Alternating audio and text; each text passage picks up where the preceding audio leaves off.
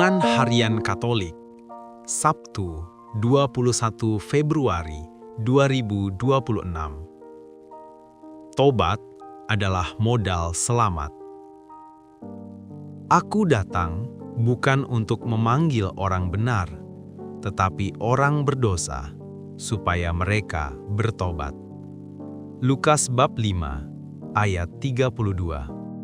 Saudara-saudara, bacaan pertama, Nabi Yesaya menyampaikan janji Tuhan yang indah.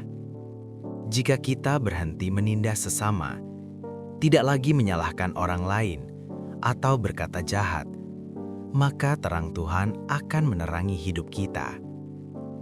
Pertobatan sejati tidak hanya soal hubungan pribadi dengan Tuhan, tetapi juga nyata dalam sikap terhadap orang lain.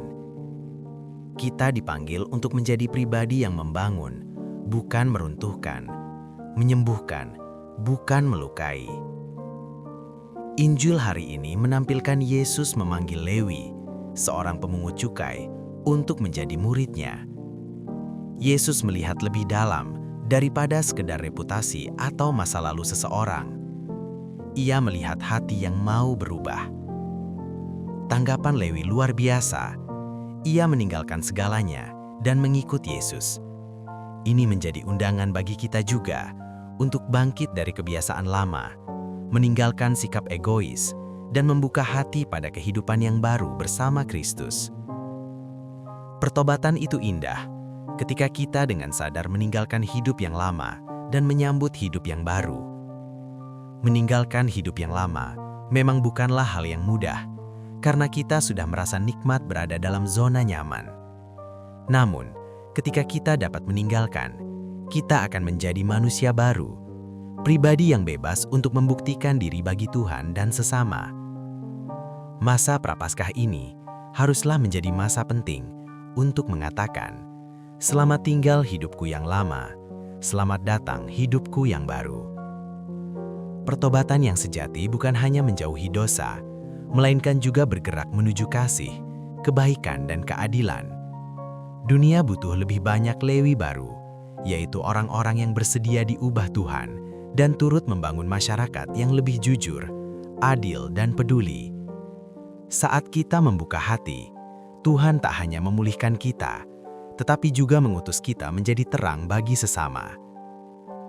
Pada hari ini kita bertemu dengan sosok Lewi, sang pemungut cukai. Yesus menjumpainya saat dia sedang bekerja sebagai pemungut cukai. Yesus memanggilnya dengan berkata, "Ikutlah aku."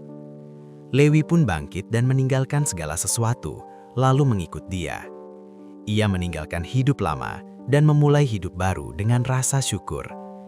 Ia menjamu Yesus bersama rekan-rekan pemungut cukai lain dan orang-orang lain. Mereka semua duduk dan makan bersama dalam suasana kekeluargaan.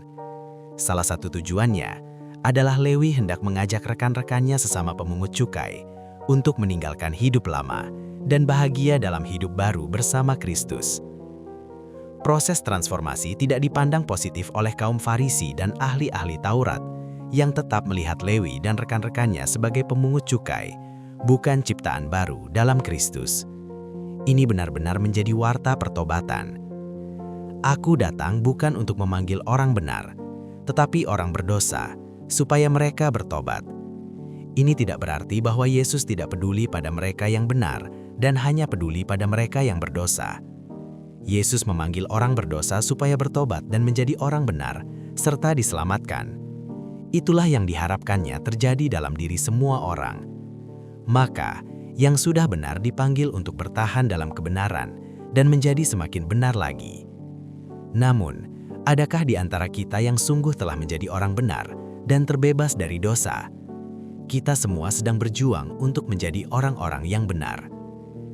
Warta pertobatan juga ada dalam pikiran Nabi Yesaya, yakni orang yang bertobat adalah mereka yang berubah dengan tidak lagi mengenakan kuku kepada sesama dan tidak lagi menunjuk-nunjuk orang dengan jari dan memfitnah.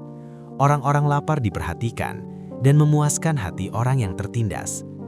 Pertobatan berarti berusaha selalu berbuat baik kepada sesama.